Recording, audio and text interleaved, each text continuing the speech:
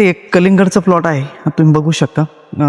पानं वगैरे व्यवस्थित आहे, शेंडाही निघालेला आहे, सेटही व्यवस्थित झालेलं आहे. हे पण तुम्ही बरोबर बघू शकता. हे पण बघू शकता, अतिशय व्यवस्थित सेट झालेलं आहे.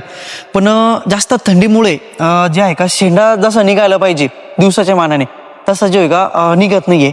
तर यासाठी आपल्याला काय करणं गरजेचं आहे, कारण की सर्वप्रथम जास्त थंडीमुळे झाडांना जे अन्नद्रव्य मिळत नसतं आणि अपटेकिंग पाहिजे अशी होत नसते. तर अशा वेळेला जे आहे का आपल्याला ड्रिप इरिगेशन थ्रू जर बायोमधलं जरी आपल्याला सल्फर जर मिळालं तर अति उत्तम आहे. त्याचबरोबर आपल्याला जे आहे का जे ग्रेड वापरायचे आहे तर ग्रेडमध्ये जसं की N21 आहे किंवा मग 19-19-19 आहे. 19-19-19 एक एकर क्षेत्रासाठी आपण जे एक साधारणपणे आपल्याला जे आहे का ते 5 किलोपर्यंत घ्यायचं आहे.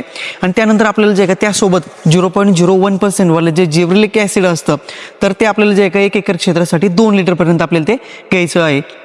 त्याचबरोबर वरतून आपल्याला फवारणी मारत असताना आपल्याला जे आहे का टेबिकॉनोझोल प्लस सल्फर ज्यामध्ये बुरशीनाशक जे असतं तर ते घ्यायचं आहे. एक साधारणपणे 20 लिटर पंपसाठी एक 25 ग्रॅमपर्यंत.